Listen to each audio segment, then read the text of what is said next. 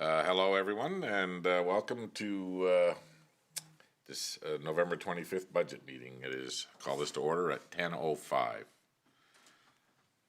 So, Mr. Paul Casey, you're taking on. Thank you, Your Worship. Welcome everybody to the operating budget. So just before we get started, I'll just talk about what we're going to do today. We're going to go over the operating budget. We're not going to go through it deep line by line. We're going through summary budgets that are in here. And we'll give you a brief tour of your binder so you know where to go. There is a tab called Operating, and behind your operating tab you should have 4 pages that have yellow, that are highlighted in yellow in various places. And then there is a tab called Overall Summary, and in that Overall Summary is a schedule of assessment and taxation, and then the proposed budget document that will be released to the public when the budget is approved. And it shows the year-to-date numbers to the end of October, the 2021 budget, the 2022 proposed budget, and the 23 and 24 proposed budgets.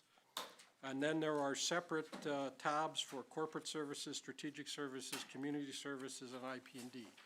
So I will be dealing with the council and corporate services side of it. Cliff will be dealing with the strategic service side of it. Then Phil will be doing community services portion, and Dale will be doing the infrastructure planning and development portion. And we'll go in that order. Megan handed you all out this morning a reserve summary, just so that you have an idea where reserves are standing today, what we have committed that we haven't spent yet, or that we haven't utilized yet, because we haven't got the necessary invoices to figure out exactly how much we have to take yet, to show you what our balances are right now. And I wanted to let you know that I've done a forecast for the end of this year as to where we think we're going to be from a deficit or surplus point of view, and taking into account the potential for having to pay the RCMP for retroactive pay and for retirement allowances. We're looking at about a $300,000 surplus still this year. So that we will, if we end up with that kind of surplus, it'll be transferred into the reserves. So I just wanted to give you that, and now I'll start. So we've spent a lot of time working on this budget. We've got all of senior management has a great 100-page detailed document that you guys don't see, because we don't want you to go over every line item, because that's a complete waste of time in my opinion. So we tried to put together the budget to ensure obviously the efficient operation of the town, and to be responsible for the utilization of the taxes that we collect from the ratepayers. We've tried to incorporate the potential impacts of COVID-19 on an ongoing basis, although that's kind of difficult because you never know.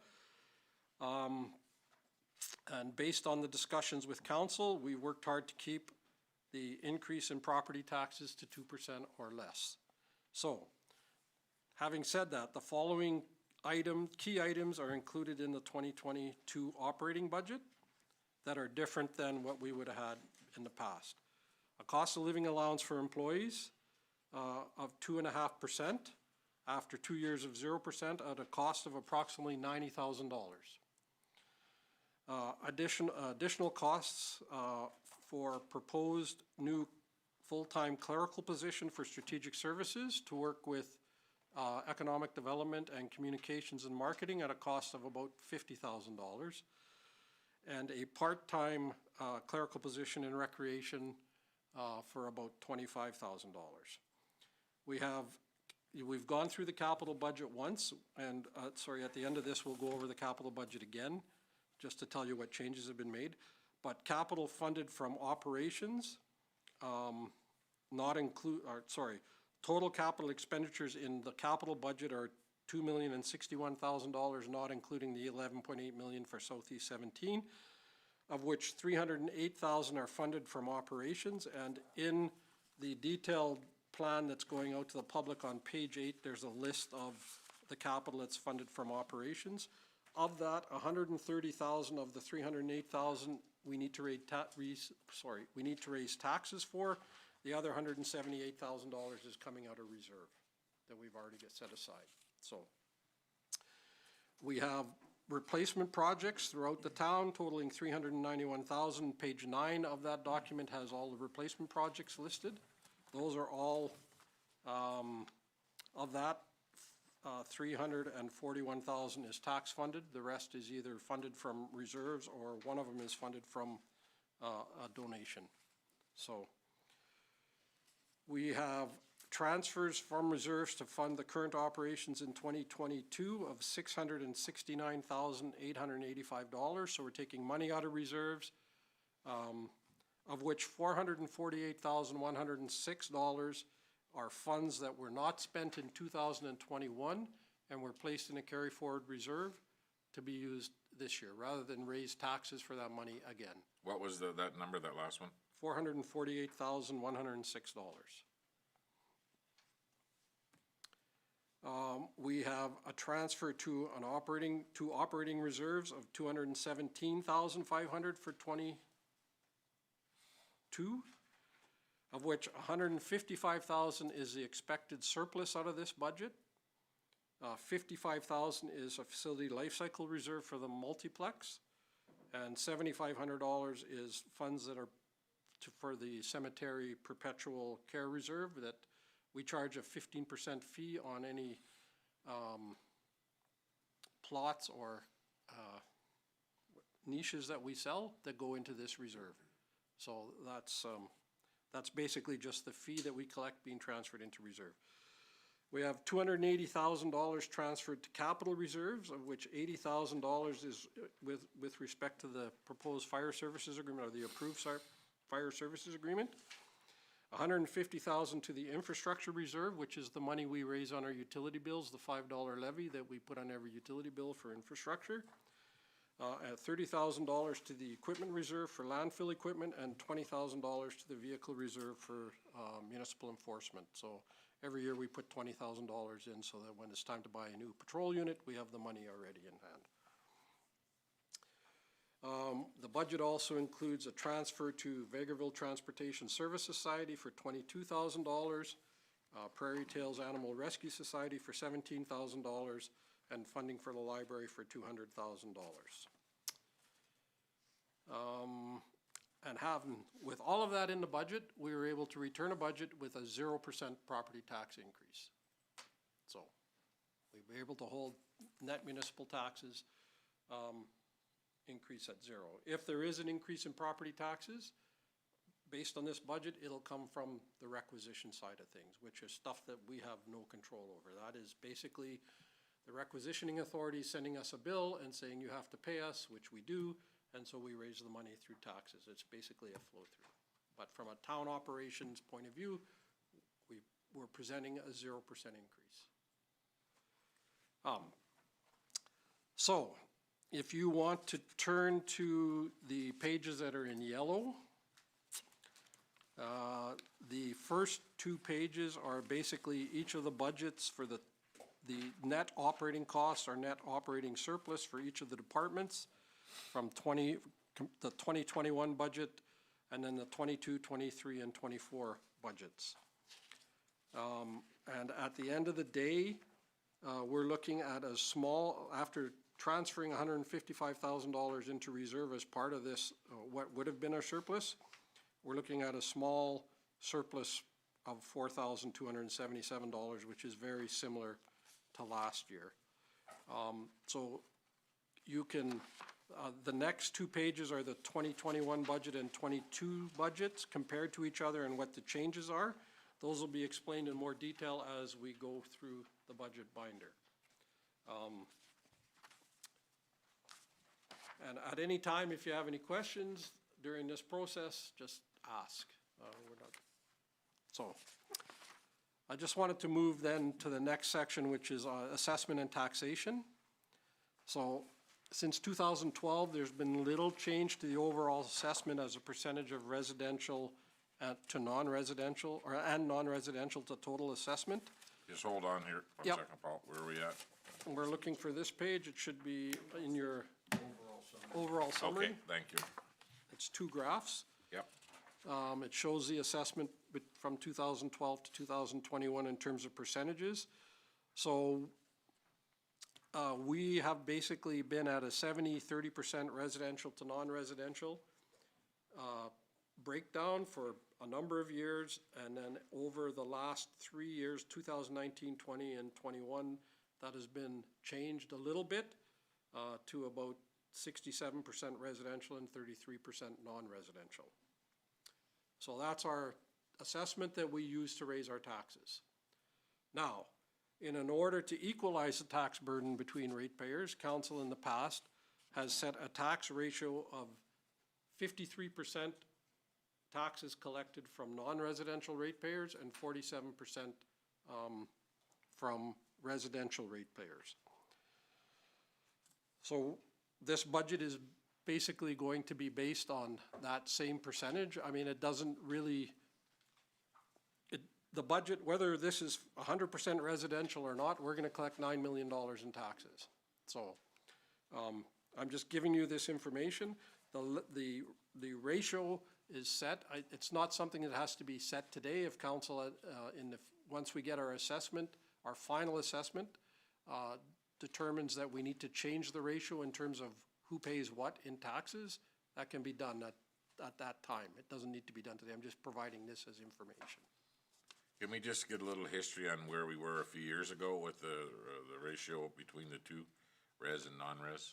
Well, we've been at, from 2012 to 2018, we were basically at 70% residential assessment and 30% non-residential assessment. And we were collecting taxes. And it looks like in 2012, we were at 45% residential taxes and 55% non-residential, and we've moved that close, or we've closed the gap between those two over the years, so. And just so everybody knows that on our non-res, the levy on non-res is, if you look at the rest of the province where we average out at, we're right at the top. And we've been, through our small business subclass and through the ratio here, we've been trying to bring that down to make it look a little more fair, because there's a lot less businesses than there are residential. And when somebody's looking to move their business or start a business in our community, it's nice that we're not at the very top, that we're trying to get more back into the middle of the pack. So this is something that we'll be able to talk about at the end, like Paul's correct. No matter what, we're gonna raise $9 million. It's just at what the ratio will be. If we wanna move that a little bit to 52 to 48, we have that ability, so. Yeah. I'm not gonna go through this budget document, that's the next document, but you can use it if you wanna follow.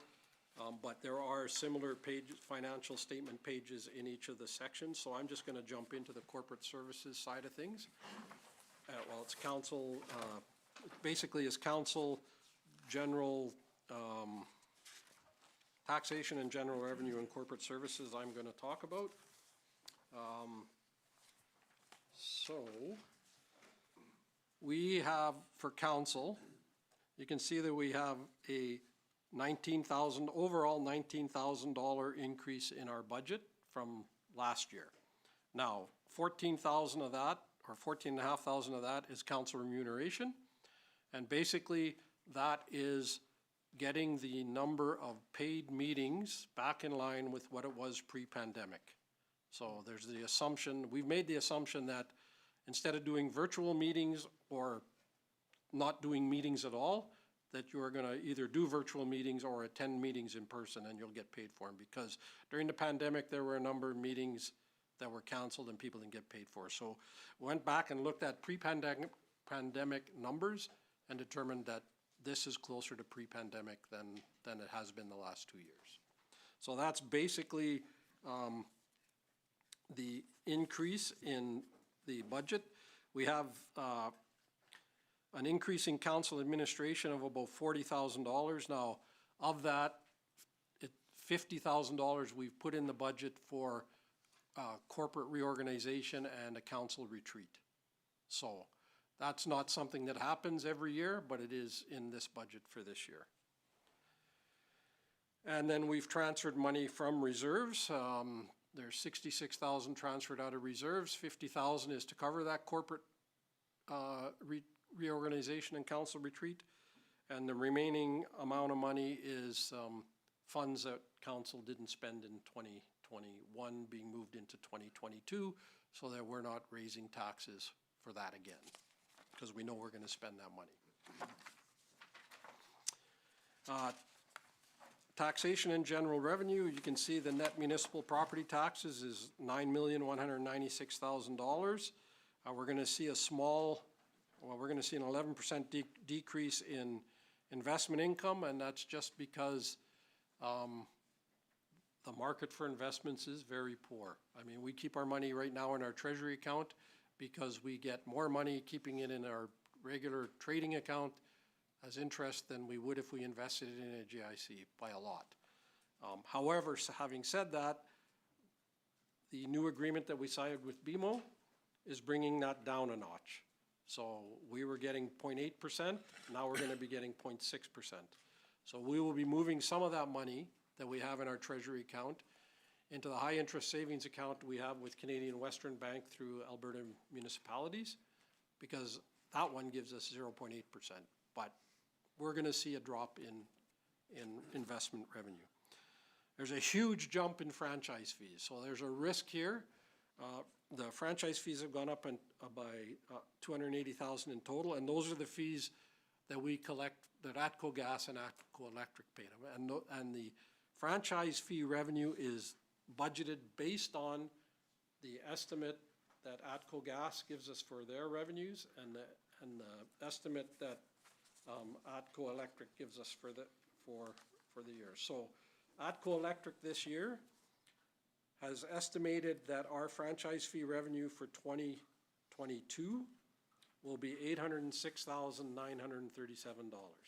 So that's a almost $200,000 increase over what it was last year. Is that based on their increased charges? Yeah. Because we didn't up our side. No, that's based on their tariff revenue. So what they're saying is in 2020, their tariff revenue was $2,031,000. In 2022, it's going to be $2.4 million. So it's a 20% jump in their tariff revenue, and we get basically, that's ATCO Gas. Sorry, ATCO Gas. We get 33% of that increase, so that's why there's a big jump. ATCO Gas has gone up about $200,000 in terms of what we're going to collect, and ATCO Electric has gone up by about $80,000. So their estimated wireline revenue, or distribution revenue, I guess, for 2021 was $6,026,000, and this year it's $6,985,000. So our revenue is based on what they collect, and we base our budget on what they tell us they think they're going to collect, and usually they're pretty close. This year, we're going to be just about right on, I think, with what we had budgeted, which was $1,250,000 last year, or $1,210,000 last year. So just to check this again, so that we can be confident in knowing this is not a projected increase of use from ATCO customers. This is based on their real market assessment, what they're going to be charging. That's correct. Okay. Yes. It's not on usage. They're not gambling and saying everybody's going to use more gas or more electric, just at where their price will be. Right. Okay. So that number, we'll feel confident leaving that in. I would feel confident leaving that in. The last 2 years, they've just about been right on the money. I think 2017, they were out a little bit, but 18, 19, and 20, they've been just about right on. So we're going to see a decline, I hope, in fines, license, permits, and penalties, and basically what that is the property tax penalty. So this year we've collected, 2021, our budget was $150,000, and I believe we had about $169,000 in property tax penalties in 2021. However, having said that, our property taxes that will be subject to penalty at the end of this year is a lot lower than it was last year. And I have had some conversation with the province, and I just tell you right now that they plan on paying us the remaining of our grants in place of taxes by the end of this year. So that'll be $970,000. So that'll bring our property tax receivable number down to around $700,000.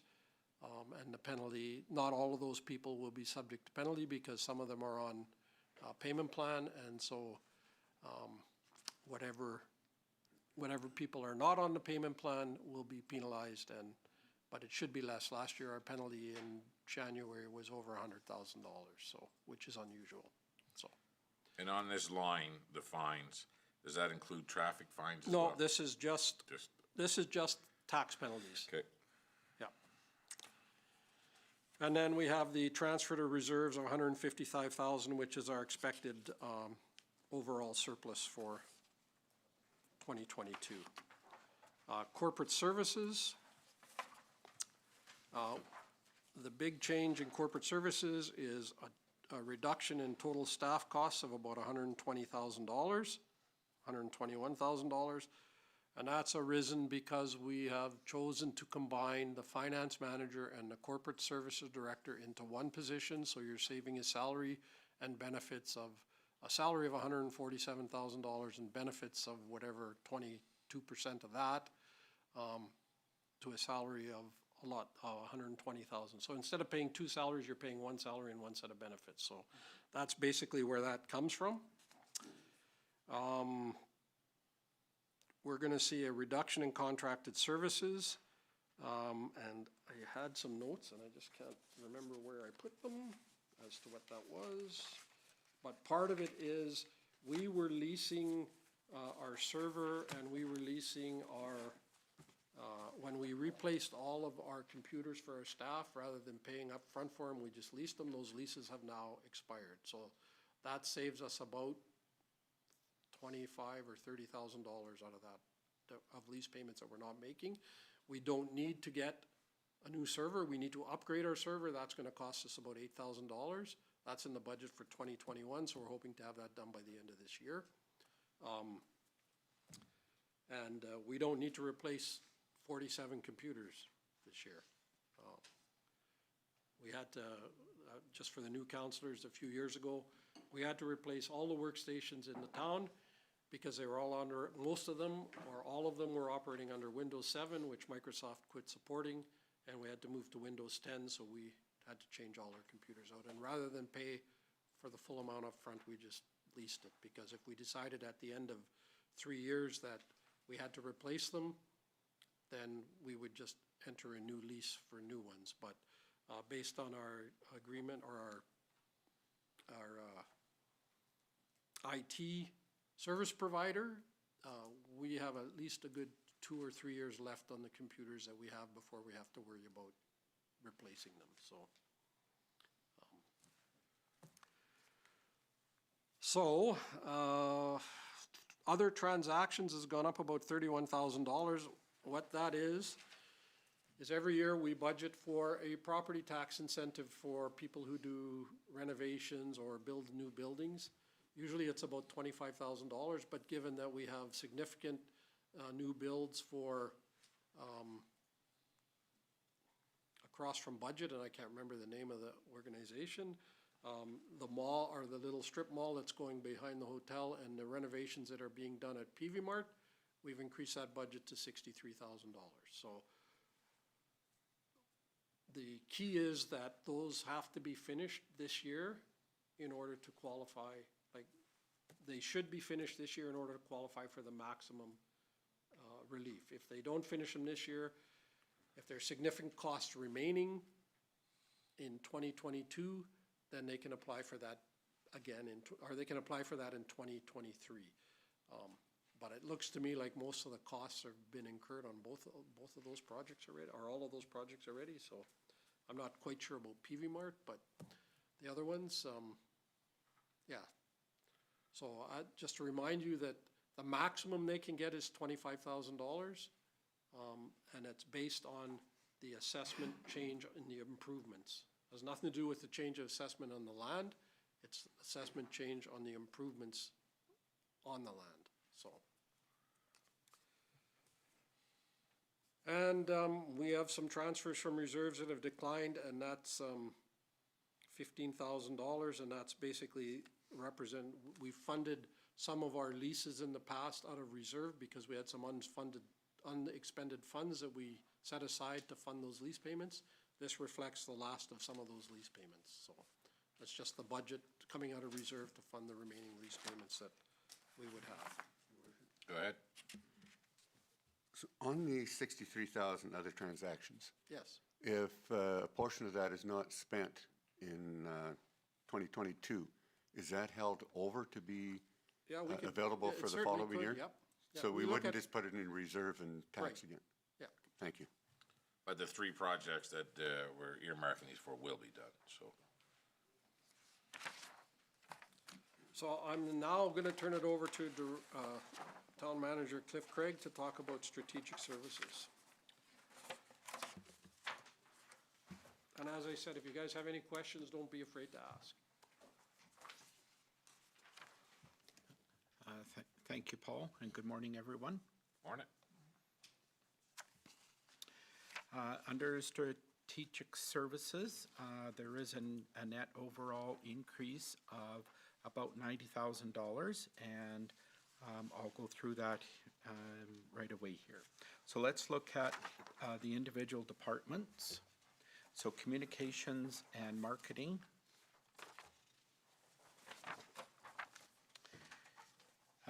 There's from 2021 to 2022 budget, there was a reclassification of the position. It had been communication coordinator in the past, and it was increased to a communication and marketing manager position. So in 2021, those changes were approved in January, after the 2021 budget had been approved. So this year you'll see the effect of a manager's wage as opposed to a coordinator's wage.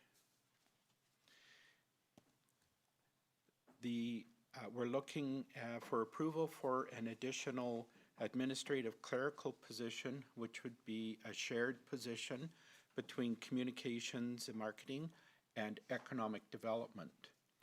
With having the 2 managers in there, we would like to see a clerical, neither of the positions have a clerical support or administrative support other than working through Sandra's area, but that person already has their full-time work laid out. The position, the main responsibilities for communications and marketing, we would be looking at, we've brought our sponsorship policy in-house away from the third-party vendor. So that's something that we'll be looking at in the future. But then 100% of that revenue on the sponsorship will come to the town as well.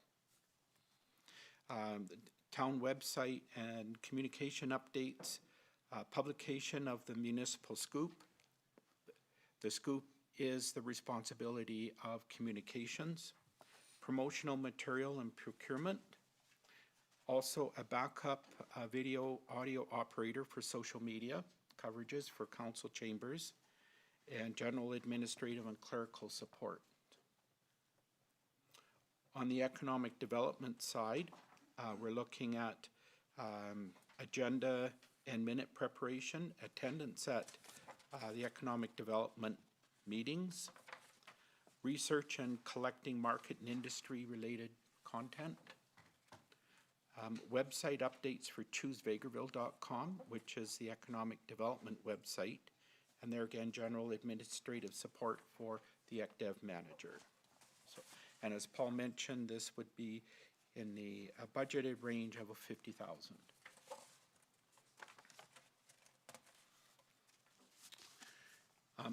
Going back to communications and marketing, we have some additional budget amounts for advertising and promotion of town-owned land, namely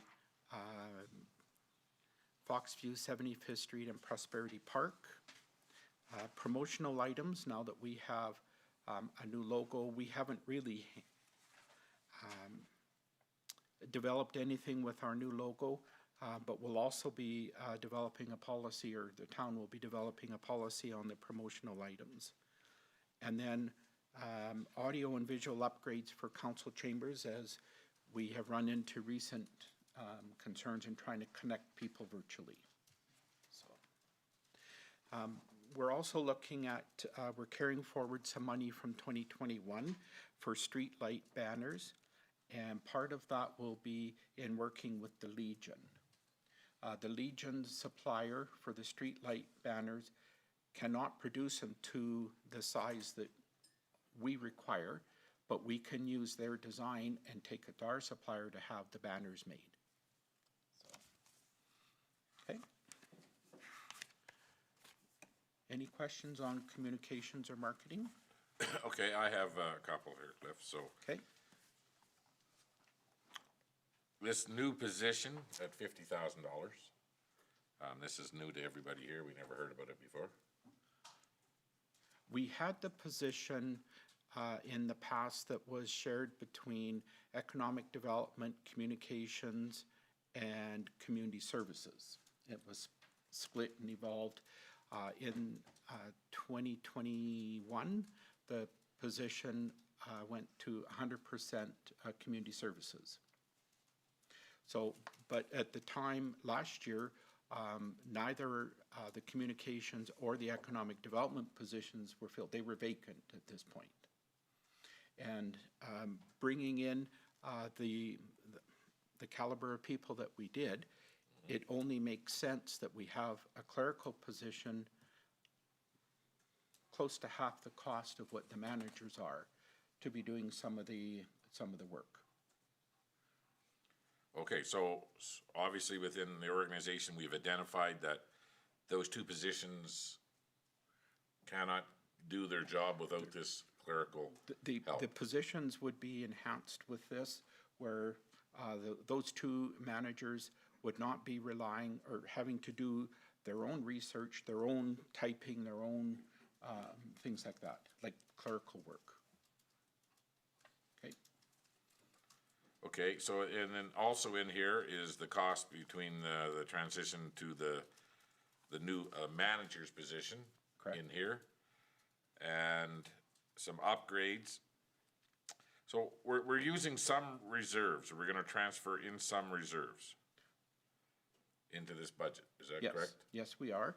There was some travel, as an example, that had been budgeted for that wouldn't be used, and a couple projects that we had allowed for in the 2021 budget, but then with the position being vacant for a while, we're rethinking and replanning things. So those projects were not done, so we're carrying the funds forward. So when we use money out of reserves to cover up these, to cover the cost of these changes, eventually we'll have to support these positions 100% through taxes, correct? The reserves are not being used to offset the wages. The reserves were budgeted for specific strategies or projects, and those projects were not done, so we would rebudget for those. We've had to revamp things because the thinking for the 2021 budget is different than the 2022 budget. Okay, so they were not applied anywhere towards wages benefits. Okay. In the Excuse me. You are correct that eventually we're not going to be transferring, presumably we're going to spend the money that's in the budget. We won't have money to transfer into reserves, so that $50,000 is going to have to eventually be raised by taxes, if that's the case. Okay. Yeah, go ahead, Cliff. I just want everybody to understand, when we take money out of reserves to support a position eventually, but Cliff's saying that this is the money that going in reserves is earmarked for other things right now. Correct. It is not applied to salary or benefits. Okay? We were in the 2021 fiscal year, we were 3 months, the first 3 months of the year, the position was vacant, so that offset the increased cost, or the change of classification, because we had the person in for 9 months, not a full year. For 2021. 2022, we're budgeting to where the position is. Okay?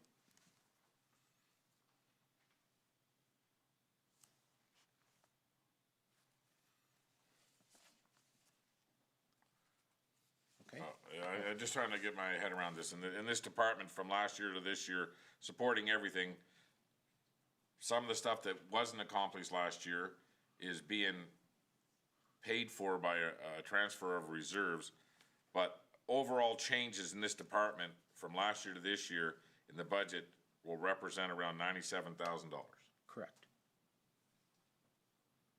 Councillor Barry. Thank you, Worship. Just for clarity, then what we're saying is the $50,000 there for the shared position is actually being accounted for through taxes this year. Correct. And, 100%. and as well as the repositioning of the manager's position, those monies are collected through taxes this year. Correct. So for this year and moving forward, Each year that after. amount is being collected through taxes. That's correct. So the monies that weren't spent last year on projects, in essence, would be transferred to reserves and then transferred back out of reserves to be used this year. Correct. Okay, thank you. Yes. Everybody clear? Okay, go ahead, Cliff. Okay. Legislative services.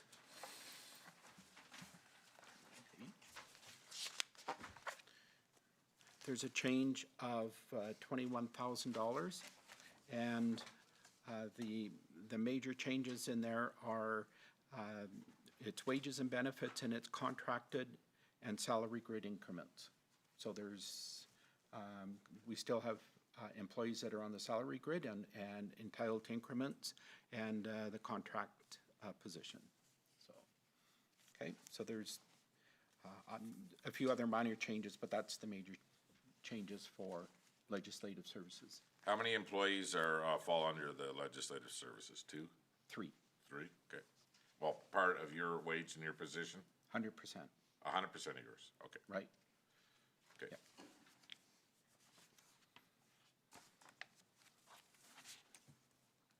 Okay, everybody good? Okay. Yep.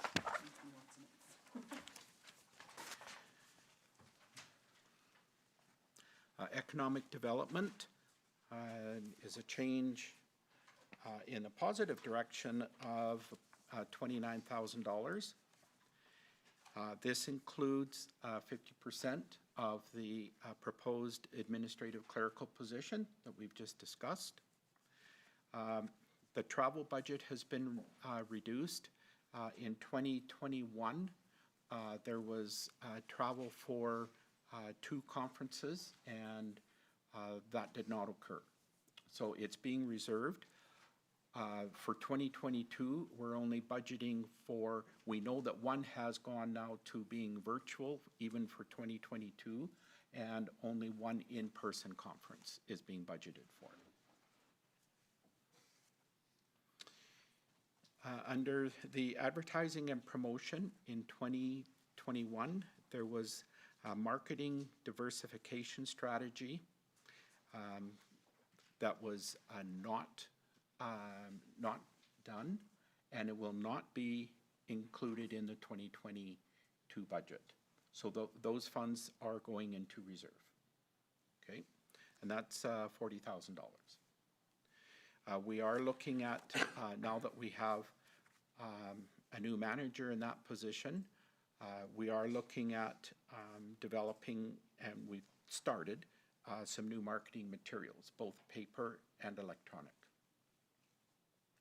for distribution. Also in the 21 budget, we had a recruitment fee, and so that is not budgeted in 22.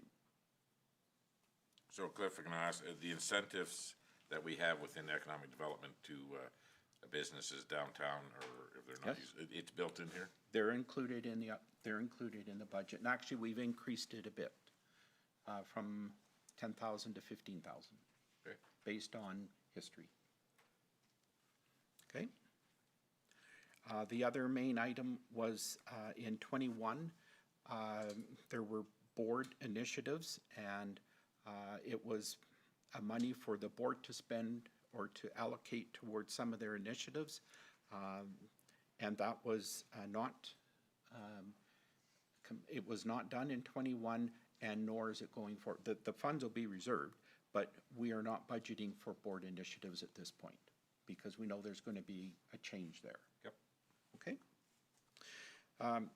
The provincial grant and transfer from reserve that's noted on the page, included in the transfer from reserve is $20,000, and the provincial grant is $20,000. That's the completion, and then under consulting fees, there was $40,000. That's the completion of the CARES grant. The CARES grant was completed in 2021.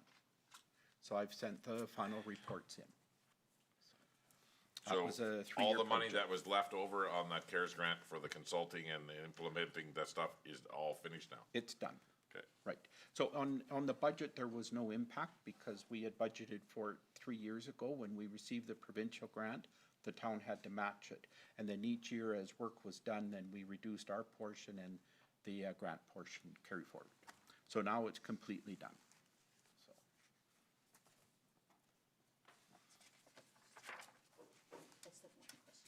Oh, it's right Just making sure that I have my notes probably here. So if it proceeded as presented, essentially, we'd be looking at 1.5 people within that department, because it'd be one in a shared Right. position. And for economic development, Yes, would just be an economic. equivalent to 1.5, and communications and marketing would be the equivalent of 1.5 FTE. Okay, thank you.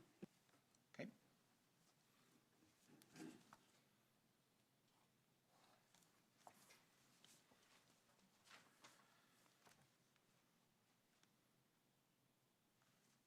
Any other questions?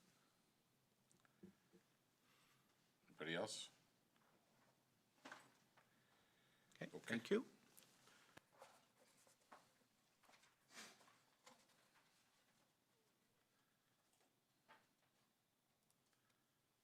we'll turn it over to Director Rowe, Community Services.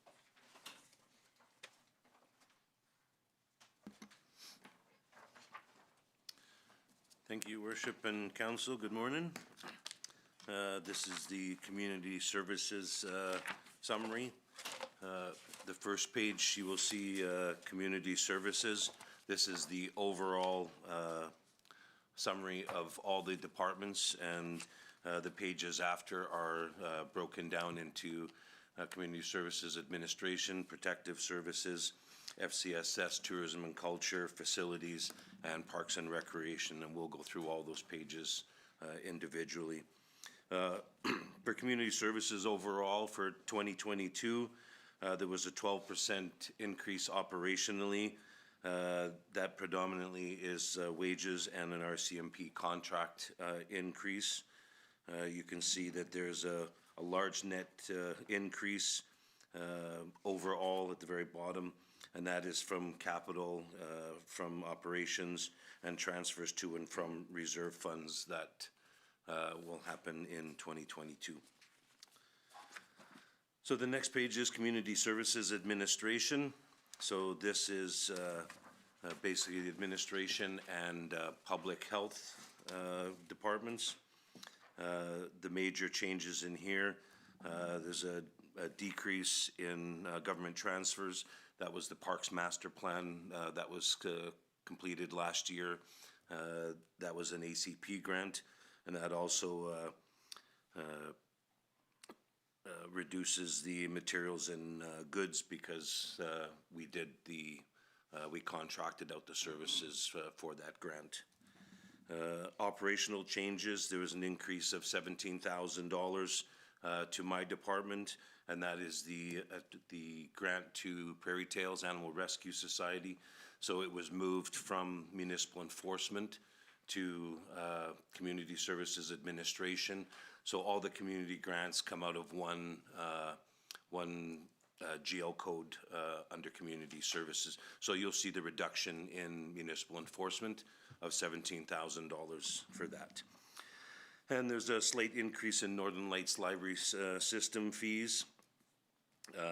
In the administration, there's two replacement projects. They're on your following pages. One is the Wayfinding Signage that has been carried over to 2022, sorry. We just didn't have the time to get this completed in 2021. So that money is being in a carry forward reserve, so it's not costing anything extra. We've just taken that money from Hey, 2021. slow down a little bit Oh, there, sorry. Phil.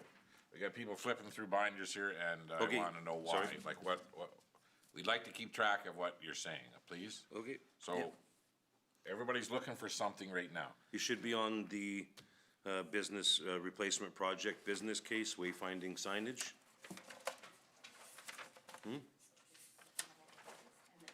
Which pages do you have?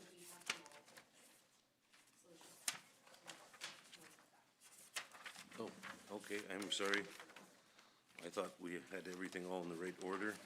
Okay, so, I have the 2022 CSD capital projects. Is that what you're asking us to look at right now? The The next next page, page. sorry. Okay, so, I was under the first part, community services and administration is where I thought we were working off of. Now, you asking us to jump to this other page? I'm not sure why, but I just, is this the way we're gonna be? Like, are we not gonna go in order in the pages, or where are we at? I thought I had everything in the exact right order, I'm sorry. No So, problem. And I'm not blaming anybody.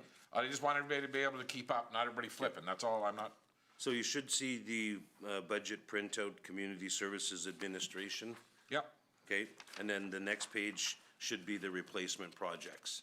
And then the next department and the replacement projects. Is Okay. that not how? okay, so Okay. it's fine. It's not a problem. We know what we're gonna do now. Okay. Just as long as we were all on the same page. So if we would like, we could take that page and put it right behind that one. Probably work. Okay, let's do that.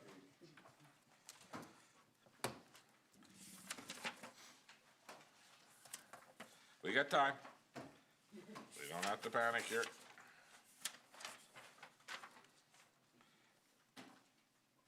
Meg, is there any other thing that we should be changing around right now too while we're here?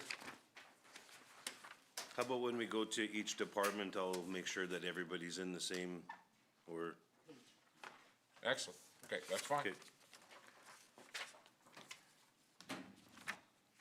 So the two business cases, you should see Wayfinding Signage and Community Revitalization Committee. Those are the two projects for 2022 for Community Services Administration.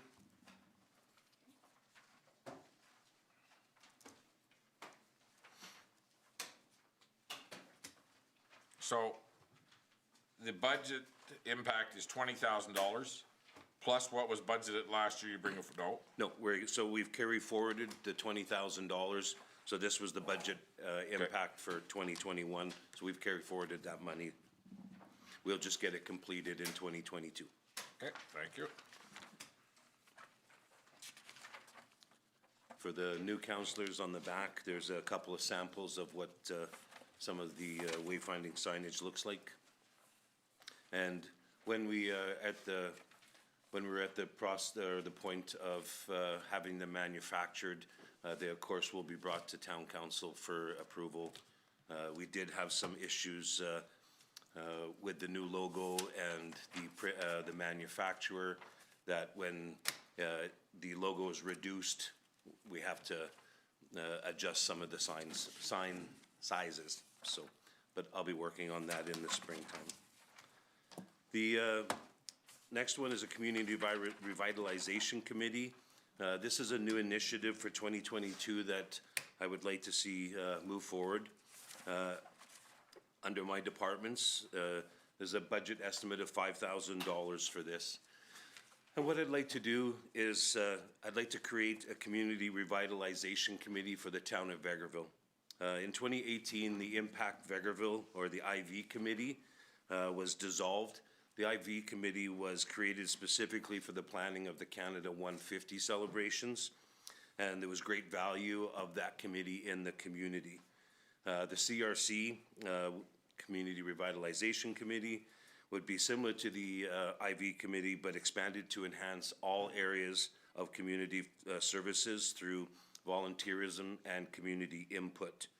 And basically, it's a strength-based assets.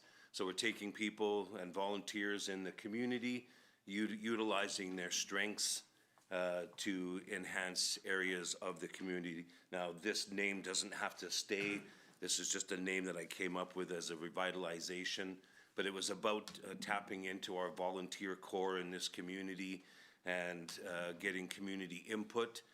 And this could be around park design. So going out and having some of the smaller communities within the entire town develop and come up with ideas as to what our park should look like, what should be in them, bring those back to council for consideration.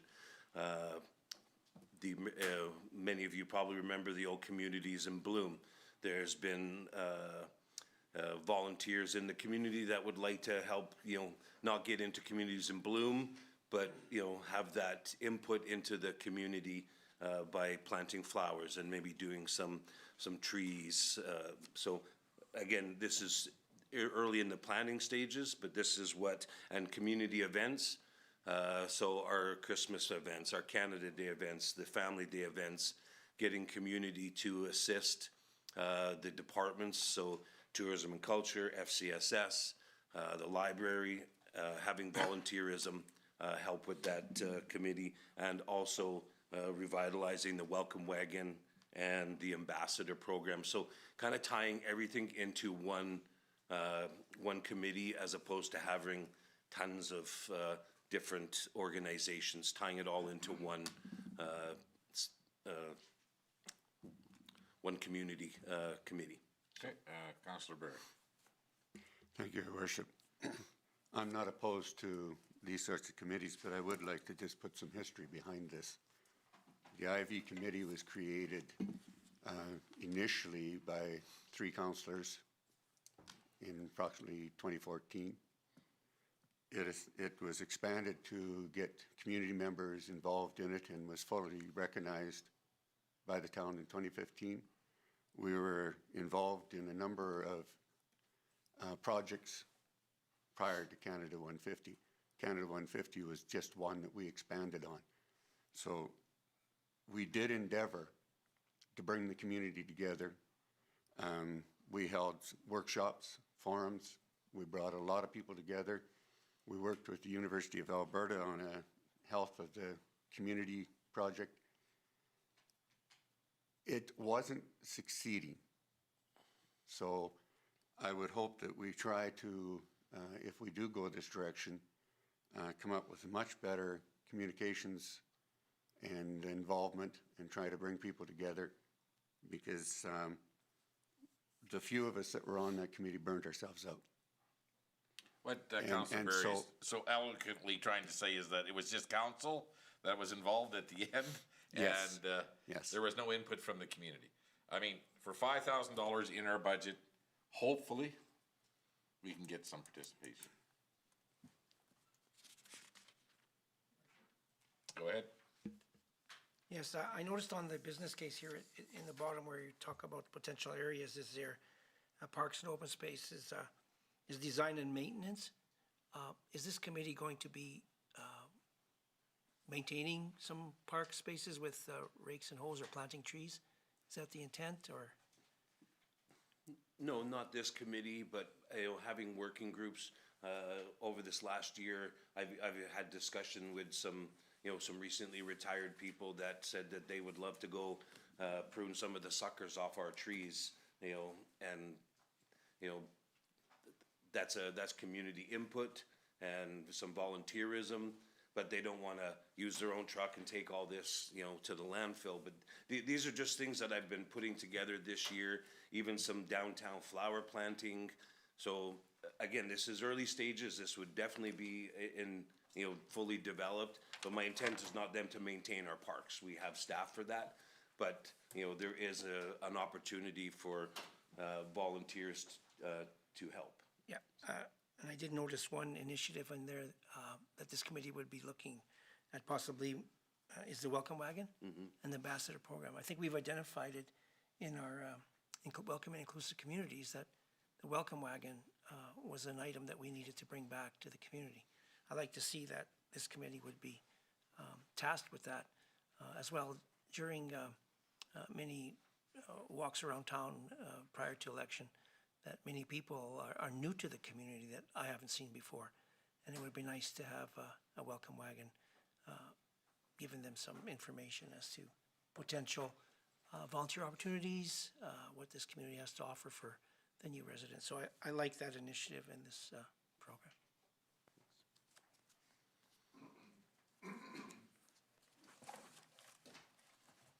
Okay. We're good? Okay, so the next page you should see is Protective Services Summary. Is that what everybody has?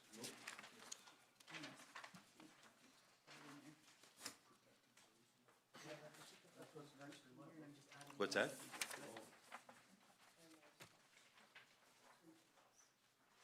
And what will we be moving behind that one? There is 3 replacement projects.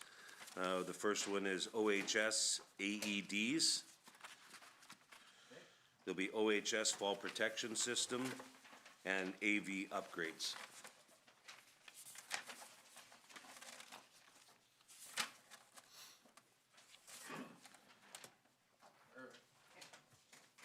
Everybody good?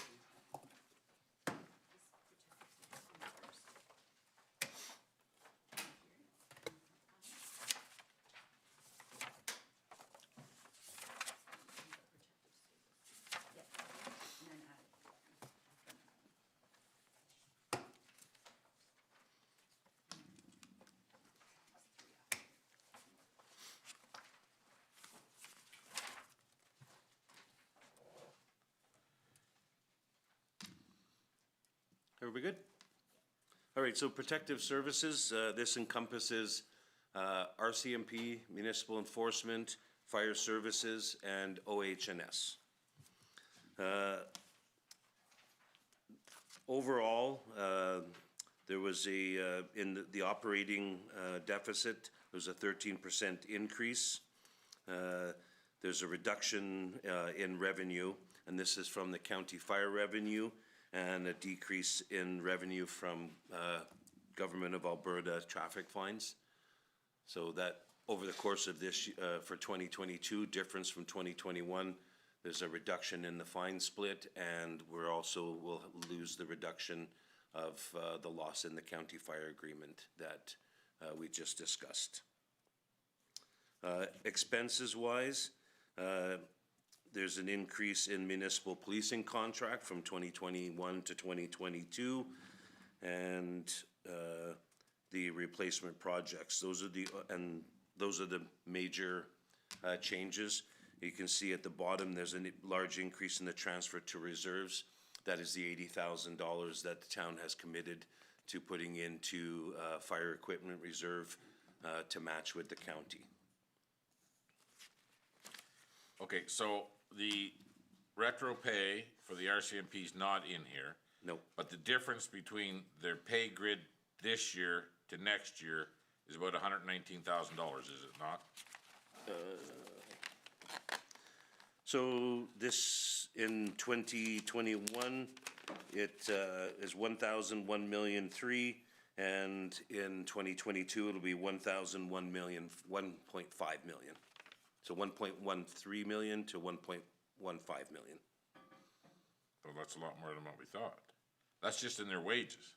That's our policing contract that we'll be paying over the next fiscal year. Okay, Paul, what's the difference? How much difference between the cost last year and this year, excluding that, the retro. Retro's included in, gonna be included in this year, we think. Yeah. And we're gonna set aside money, Yeah, I take got money that. out of it. So basically, we took a look and said, the cost of policing and the cost of everything is gonna go up, and we added, we added $128,000. That was before we had everything from the police, so we added $128,000 just to be on the safe side.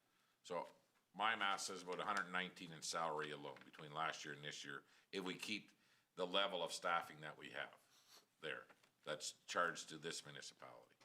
So are we allowing anything for the new, body cameras, the armor, or anything like that? Are we building that in? Because we were told that through AUMA to be ready for that we are No, getting that bill. All this reflects is what, at that time that we put this together, was the budget of the increase in salaries. So every year on the RCMP forecast, there's the direct costs of the members, and then there's the non-pooled costs, which is furnishings, prisoner fees. So when guards come in, that gets put on, we budget for that annually, but it can adjust depending on what kind of year they have. So those non-pooled costs get tallied onto that 119,000. That's just where that little bit of a difference that we put in for each year. So, does that make sense? Okay. So we brought up with the minister and in a meeting that Cliff and you and myself had with Northeast Command about the extra cost of overtime for taking patients either to St. Paul, Edmonton, or Pinoka during the night, and we're bringing people in to cover it. Was there any feedback at all from the Northeast at all regarding what it was costing the taxpayers of Vegreville? No. Okay, then we should write another letter, and I expect an answer back from them. Why are we covering all this? And I was expecting an answer. Go ahead, Cliff. Actually, there was no feedback from that conversation, and that was coming up close to a year ago now. The other thing is, on your earlier comment on the body cams and additional armor, I'll call it, we have no cost estimates provided to us, so we have no idea how much to even budget for, or if it's even going to be approved. Like, at this point, it's discussion, and we've been informed that those costs will come to the municipality, but we have no idea how much it's going to be, or if it's going to be so much per member cost. We don't know. Yeah. But the per member cost comes with a car allowance, a uniform, gun allowance, it's all built into that? Everything. Per cost? Right. Okay. So, we're about $10,000 over what we can expect in the salary increase right now, is what you have budgeted? Yes, that's correct. Okay. Does anybody have any questions regarding the RCMP contract and what we're budgeting here?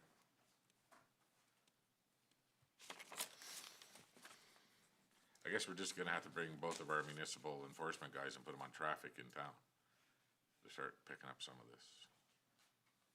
Well, the province wants another 15% of that too, right? So I Yeah. forget about that, yeah. So that's the fine split keeps going farther away in the favor of the provincial government. But they did consult us on that, and we said we'd be fine with it, right? The overall. Not that we're. Okay, So there's 3 replacement projects that are being proposed. The first one is through OH&S.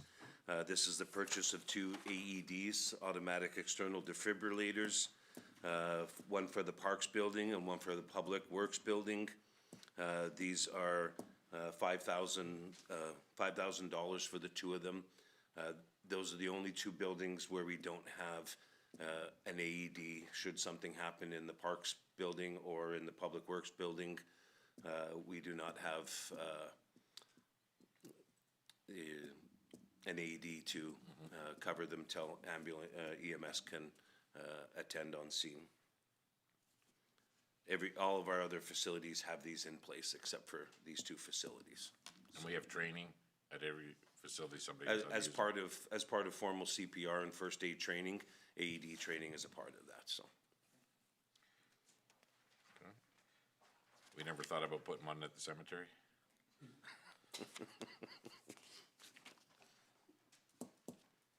What? People have heart attacks at cemeteries too. Any questions on the AEDs? Okay, the next one is also through OH&S. This is a fall protection system for the lift station. This is an estimated cost of $7,500. So the current lift station that we have by the cemetery, on the wet side, there's no fall protection for our staff when they go down there. And how deep is it, 30 feet?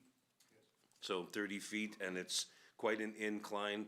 If something is ever to happen to one of our staff down there, they do go in with harnesses. That's OH&S law. But if something happens and they happen to slip, they have a 30-foot drop. So this fall protection system will prevent them from making a large fall. And when the fire department comes to rescue or get them out, we'll have all of the anchor systems in place that we can grab them, lift them, and get them to basically into the appropriate care. The new lift station, when it's built, it will have this incorporated because that is the new code. Of course, this current lift station that we have, it was built in a far different code, and this was not required at the time. So, and this is under the OH&S code Part 9 fall protection. This is something that we need to have for our staff. Are we gonna get the 30-foot version or the 100-foot? Well, it's, the retraction system will go to up to 100 feet because it can be moved. So Well, it just says in here that it's a 100-foot drop, but you guys said it was 30, but whatever. As long as it's 2, okay, we're good. okay, that should be a 30-foot drop, sorry. No problem. But Much more impactful. it doesn't matter if it was only 8 feet, the bottom is the part you gotta worry Yeah. about. Yeah, with the sharp knives. Any questions on the fall protection? Okay, the next one is Avia Upgrades. This is at the Emergency Services Building for $5,000. Proposal is to upgrade the audio-visual equipment at the ESB. The AV system at the ESB was installed in 2011 with many components being graciously donated through a local corporation that was upgrading theirs. The system's gone through some minor tweaks over the years. We've had a professional analysis have a look at it, and it runs on 2 different systems, HDMI and VGA. They're not talking to each other. The projector is old, so we want to update this for training purposes. We utilize that facility for other community group meetings, and training is held there. And every time that we have someone go there to use it, someone from the fire department has to come in and tweak and fix the AV system. It's very similar to the one at the social center. We want to get it to a point where it's press a button and it works. You just plug a laptop into a cord, press a button that's on, and you have your AV access. So, and this would be funded from operations out of the fire department. You say it's gonna be of the standard that's at the social center? Not as high class as a social center, because they don't need it that much, but It's needed. yes. Anybody have any questions? Okay. Okay, so the next one you should see is Family and Community Support Services. And if we're gonna have a couple of, Nope, there's nothing. pages to move? No? Nope, there's nothing Okay. behind them.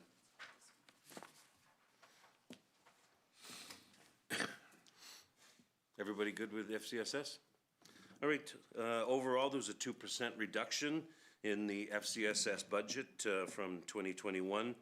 There are some major changes in government transfers and contracted services.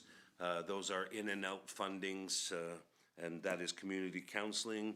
And another large one is the mental health and addictions funding.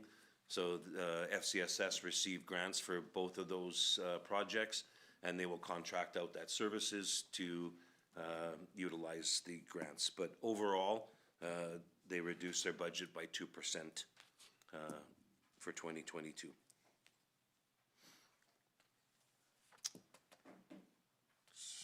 That's pretty good for FCSS, no request, and, yeah. Okay, excellent. Go ahead. Phil, it isn't much of an increase, but just looking at the employees' benefits and salaries and wages in there, just a little bit of the increase I'm watching on the salaries and wages, was that because they would have included the counseling in that part? Yes. Okay, that's where it went. Okay, thank you. Again, that's in and out, though. Yep. Okay. Anybody else on FCSS?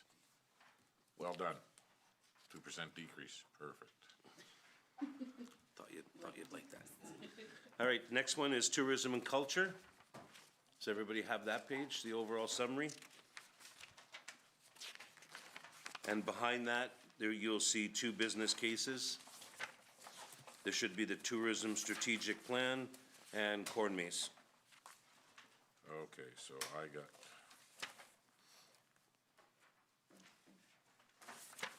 Okay, there we go.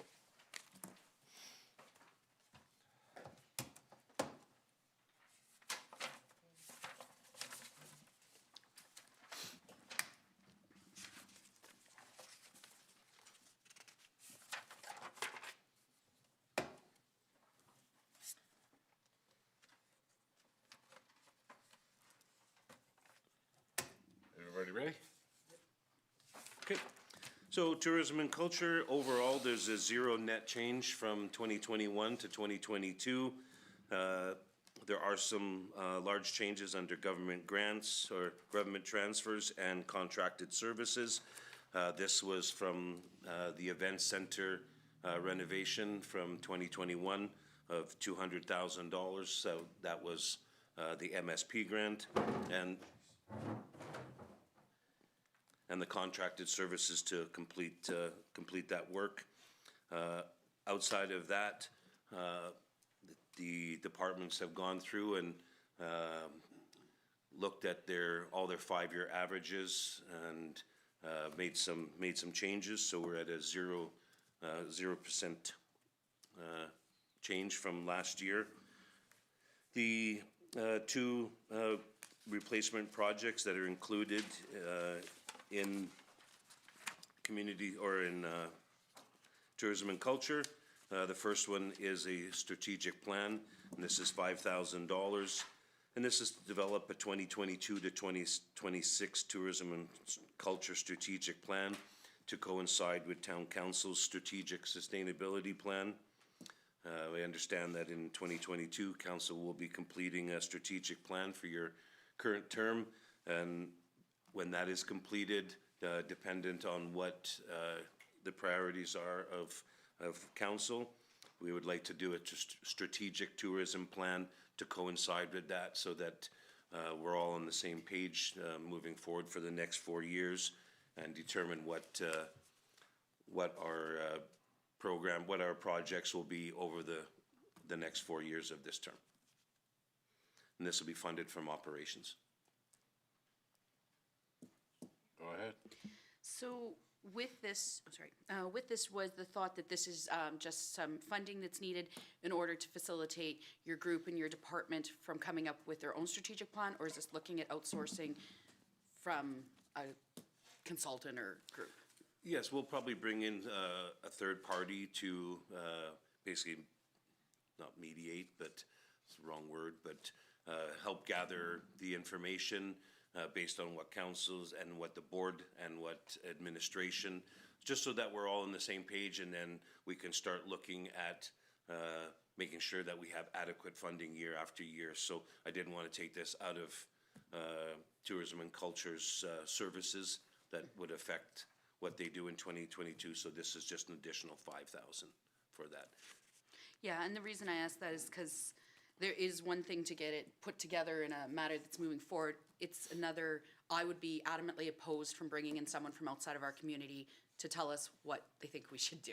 So they, to me, are two very different. If we're looking at someone to help coordinate and look at the long term, that's one consideration for me. If we were talking about bringing in somebody from the outside to do what we have a very capable board of doing, that would be a difference for me. I think the word you're looking for is facilitate. the Facilitate. process. Yeah. This looks a lot like replacing the IV committee is what it looks a lot like. Just changed a couple of things at the top and then everything at the bottom's exactly the same. But whatever. Anybody get any more questions on that one? No? I thought you might.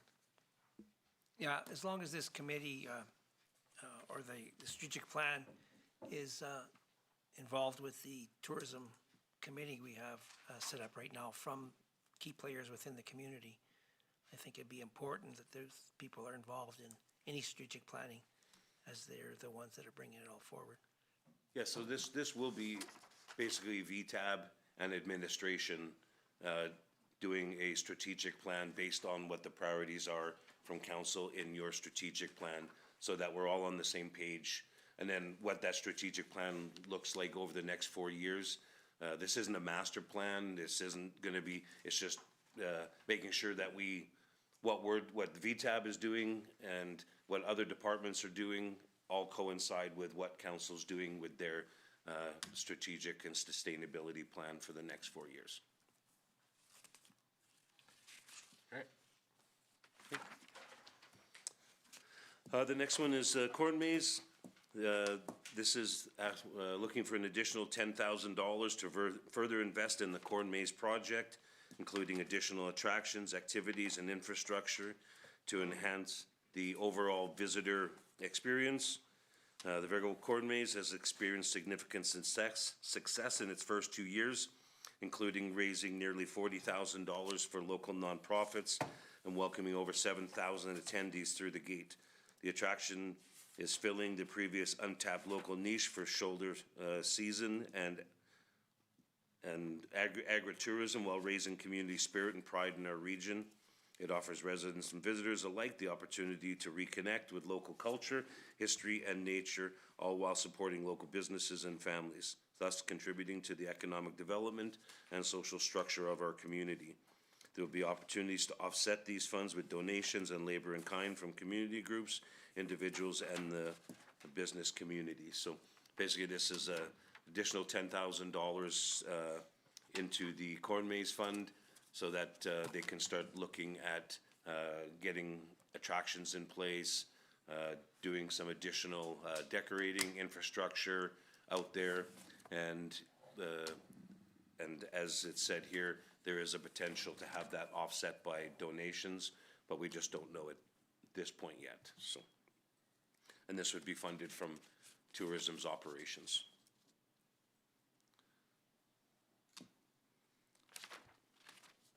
Go ahead. You be next. Just, No, you first. Oh, me first, okay, sorry.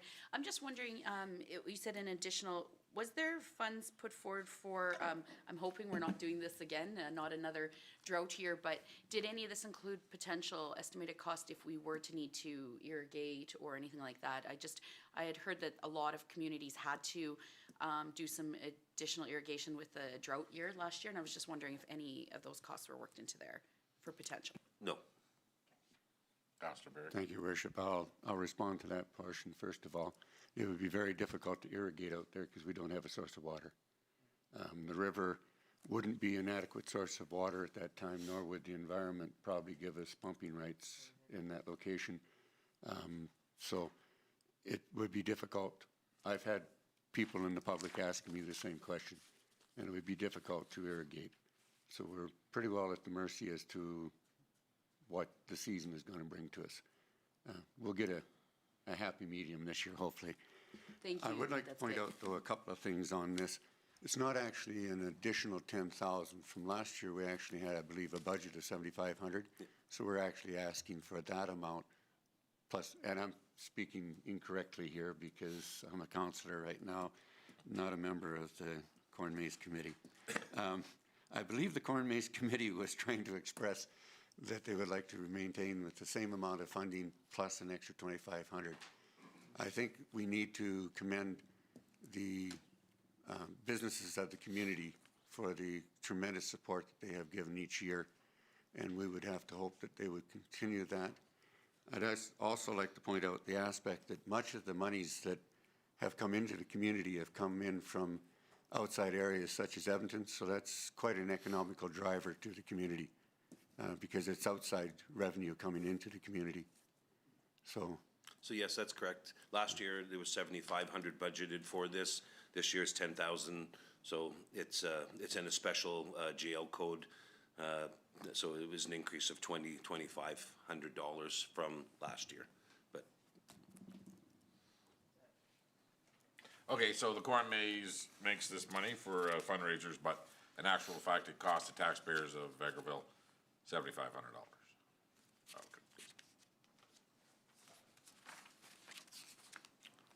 Everybody good with tourism and culture? I'm good. Do you want something to say? Yeah, sure. I understand, for me, it's the cost of doing business. I believe in order to bring these people into town, as part of the initiative from tourism, we have to spend a little bit because the people that come into town certainly spend in our community through our restaurants or our stores and all that. And that was the intent, to create tourism to be more evident in our community. So we're seeing the results of that. I know there'll be a report issued sometime soon regarding how far outreaching our corn maze was. It's relatively inexpensive for a family to come, and those families come, and we provide them that opportunity.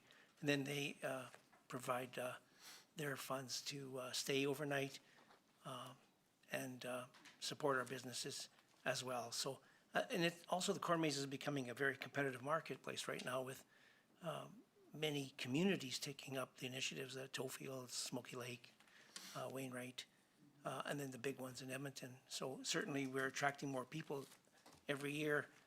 So I don't believe that the extra 2,500 is a detriment to what our mandate as our tourism board is. Okay. Okay, thank you. And the next one is facilities. So you should have the facilities summary, and then there is a number of business cases to follow that. The first one is the family change room assessment, office and security upgrade, flagpole replacement, social center AV upgrades, cement pad, and LED lighting upgrade.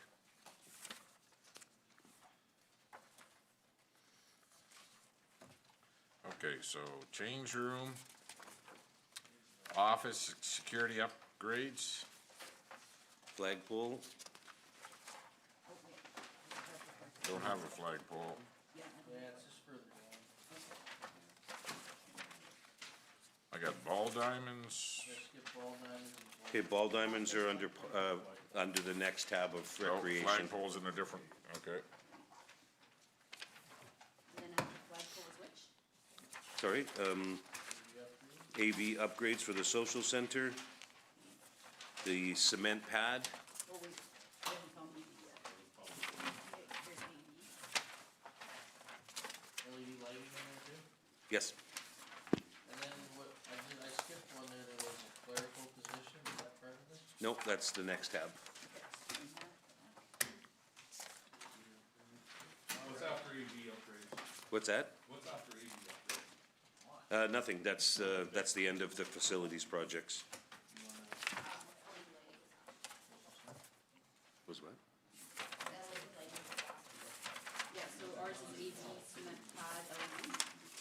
Okay, so it should be family change room, office and security upgrade, Yeah, flagpole replacement, AV upgrade, social center, yeah. cement pad, LED lighting upgrade.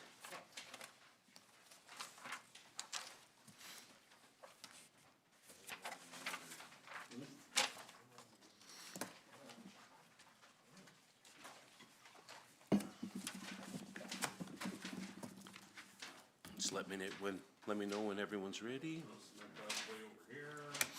Way over here.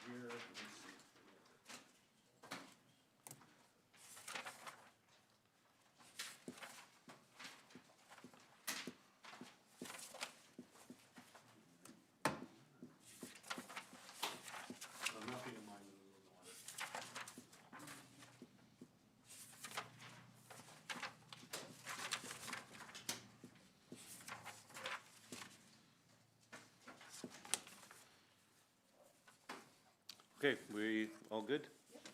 Okay, so this is the facilities summary. Revenue, there is a substantial decrease.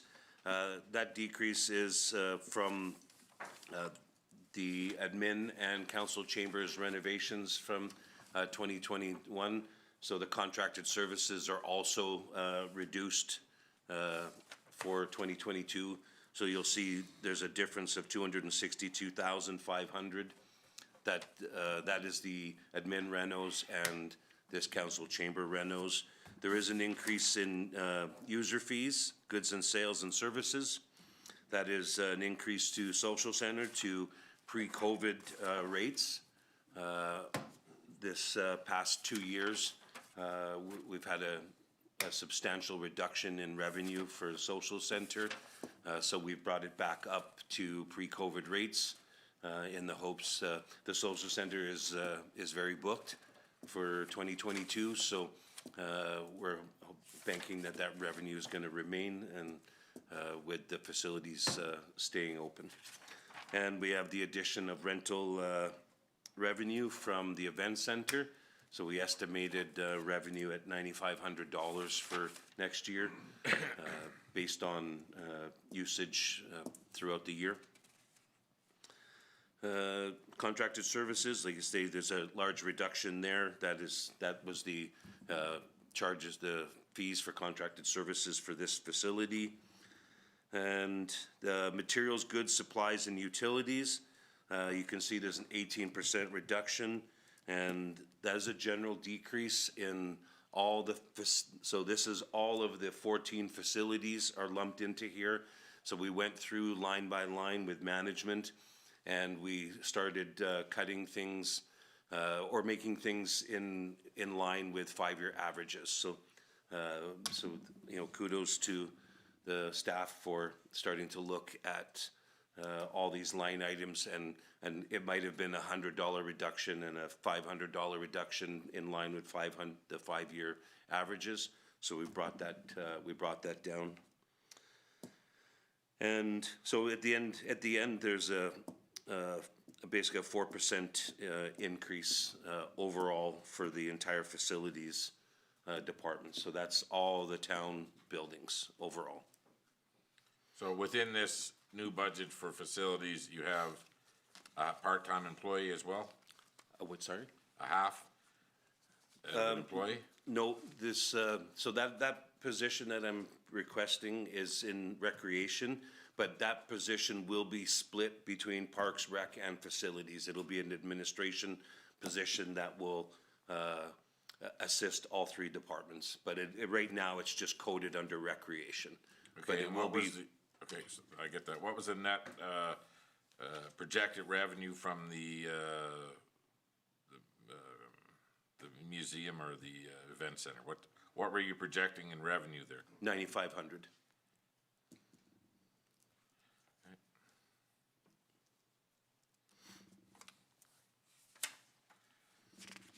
Anybody else, any questions on how this is set up here? And then there's the number of replacement projects.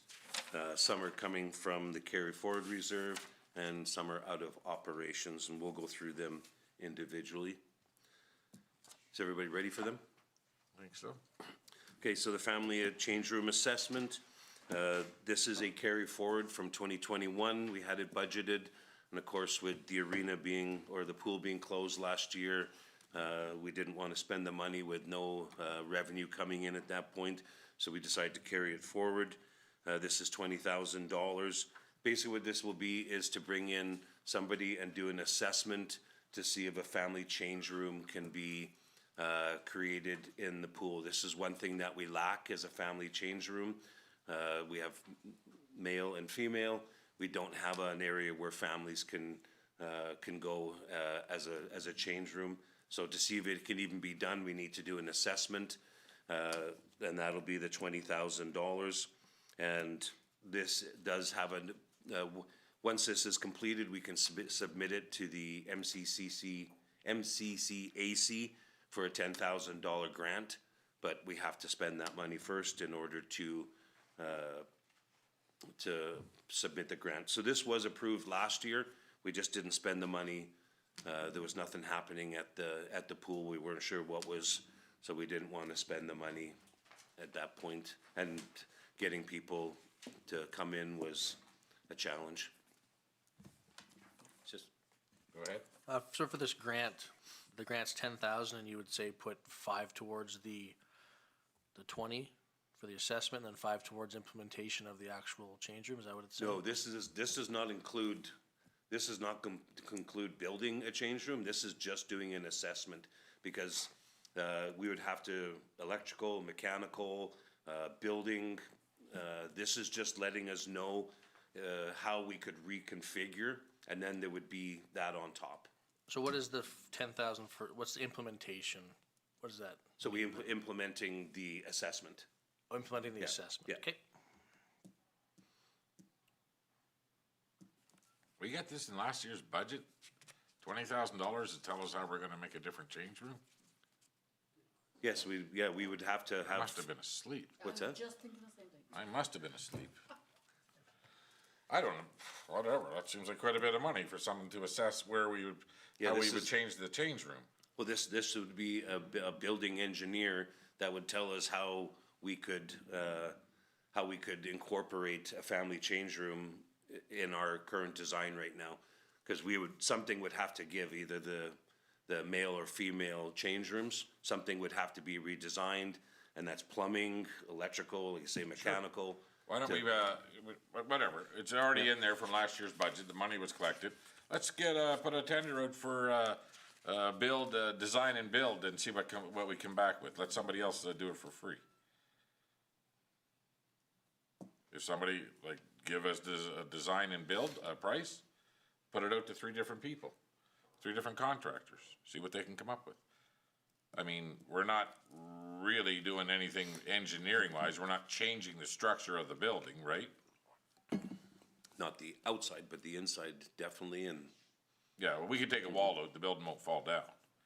True. I mean, to jackhammer the floor to move a little plumbing, I don't know, I don't really remember this. I have a problem that I said okay to $20,000. Or maybe I forgot that maybe I brought it up that I wouldn't go along with I that. can certainly pull this out and we can revisit it and have a look and see if there's anyone that would be interested in doing a tender like this. Well, sure, I mean, there's probably companies that would give you a design and build proposition. Counselor Berry. Yes, thank you. I'm a little along the same avenue as yourself. I can remember it being discussed that a family change room would be beneficial or is being asked for, but I'm having trouble remembering that we actually had 20,000 in there. But the biggest thing is I'm trying to figure out when it was closed, why couldn't we do this assessment last year? It seems to me that it being closed, they could have come in there and still done the assessment and told us at this point in time what it would cost or if it was feasible. But I do actually like your suggestion, Your Worship, of just asking somebody what would it cost us to have them do it, and take a look at it, because the $20,000 is to get a statement made that we could do it, and then we'd have to go out and ask people how much would it cost you to do it. So maybe we could just take one step here and get some people to say, is it feasible, and this is what it would cost. Pretty good? Len? Oh, sir. Yeah, I think that's a good idea to follow what Your Worship has said, and as Councillor Berry, should look into that. I'm sure there's somebody out there who'd probably be willing to give an estimate on doing that stuff without having to spend the 20 grand. Thank you, Counselor Bullock. Sorry about called you Len, sorry. God, I gotta stop. Okay, keep going, Phil. Next one is an office and security upgrade at the Aquatic Center. And this is a proposal to create a new office beside the reception area and upgrade the security system and the pool entry area. If everybody's familiar with the Aquatic front desk currently, there's no protection for our staff predominantly who are young and female. The counter we've had 3 incidents over the last 2 years where people, pre-COVID, that we've had people enter the pool aquatic desk because there's really no way of securing it. So we've had Vantage came in, they gave us some design ideas, and it would be to create a hallway with a secure doorway, upgrade some cameras, complete the front desk so that it would be very much like the administration desk upstairs, a sealed secure window, and still incorporate the desk area. That amount of money, they said, you know what, there's a little triangle area there that would actually make for a newer office. The manager could be there and he'd be right across from the front desk as opposed to down the hallway. And then that would free up some office space down the hallway for future position or there used to be other offices down there, and then when they did the upgrade to the boardroom, we lost an office. So the majority of the cost is for to replace some of the cameras and upgrade some of the cameras or additional cameras and the front counter protection and electronic swipe doors so that only staff can get in and out. So very similar to the doors that we have here. So. Go ahead. So, one comment, one question. So, in that, you wouldn't be looking to move things back that would reduce the space of that boardroom, I guess we call it, right? It wouldn't actually push things back and make the boardroom area smaller? No. Okay, so that was one of my questions, because I know that space does get rented quite a bit, and there isn't a lot of space going around it. So if you moved stuff back at all, it would kind of make that area unusable. I can say, as somebody who as a user group has rented that space, there is a huge blind spot to the staff when they come in. If you walk into that door, they actually can't see you being there from where that counter does come. And I know that in renting that spot, I've actually spoken to the young aquatic staff from behind the wall, what he is talking about for entry. I also think that that little triangle area that is currently there seemed like a wasted, utilized space. I certainly think that your manager should never be down a hall either where they're not seeing access. So that was my concern, though, is that it maybe was pushing back into that boardroom because the boardroom just doesn't have space when you're walking around in it if they move it at all. So, okay, thank you. Well, for what it's worth, I would combine the two jobs. If Vantage was willing to come in and give you a concept design and a price on that, they could probably do the same for the change room. Put them together, and please do not build any more office space in that facility. Because when you build more office space, it means that you're wanting us to hire some more people. And until our population increase or our user volumes go up, I don't think we're gonna hire any more people. So I would just leave that there. But combine the two projects, if they're willing to design and give you a price on the other upgrades to this, I'm sure they could put them both together. Okay. So for right now, the 40,000 will stay in, and this is coming out of from facilities operations budget.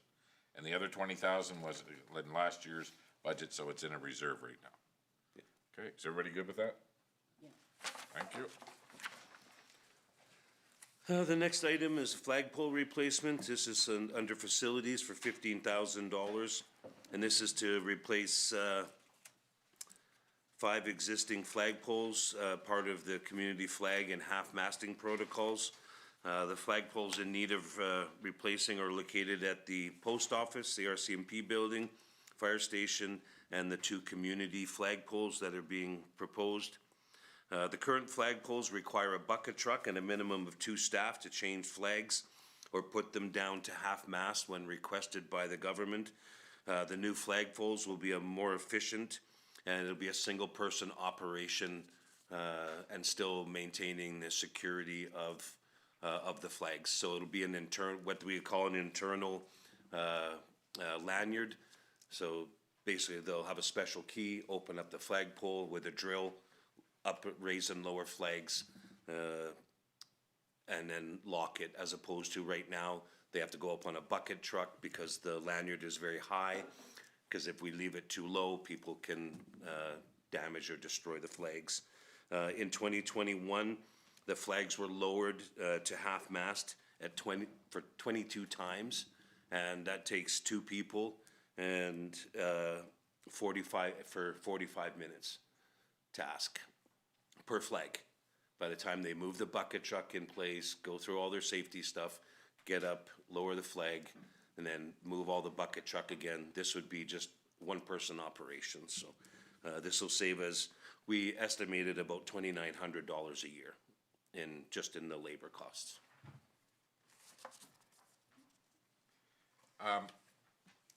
That's fine, that makes sense to me. I mean, too bad we hadn't done that a couple of years ago with the RCMP station, but where's these 2 new flagpoles that are being proposed? Who proposed that? So that'll be in a flag policy that is coming to council, that when we had the discussion about the community flags and the pride flags. So these will be flags at to be the 4th flag at the Vegreville signs that would be used as a community flag. But that policy is still to come too. Okay, is everybody good with that? Okay. Keep it rolling. Next one is Avia Upgrades at the social center. This is $12,000. This is a carry forward from last year to create a more user-friendly interface for the renters to access the AV system. This is a project that didn't get completed last year, so. Or the year before. Or the year before. Or the year before that. 2020. Since I've been on council, seems like it's been a problem. Well, in 2019, we did a minor upgrade, but Yeah. this is to, basically, this is going to be the one push-button system. The projectors were, projector was upgraded and some sound system, but it's the control board that needs to be, again, it's when users come, it's a one push button and volume up and down, not, But we're replacing the speakers too. yes, So if the microphone's directly on the speaker, it won't scream all that feedback. yeah. All right. And That's can we embarrassing. prioritize this so that no counselor ever speaks in that building again with people under the current system? Because it's like an attack show every time we have to speak in there. Anybody against this? Look at this, look at that. It's already in the budget from 5 years ago. Do it. Do it tomorrow. And I just think that anything we can do to make it easier for people to use that facility for small conferences and stuff, the better off we'll be, so. Okay, can we take a short break? Is everybody okay with that? Okay, wash and break, thank you. Jameson, can you shut us down? Thank you.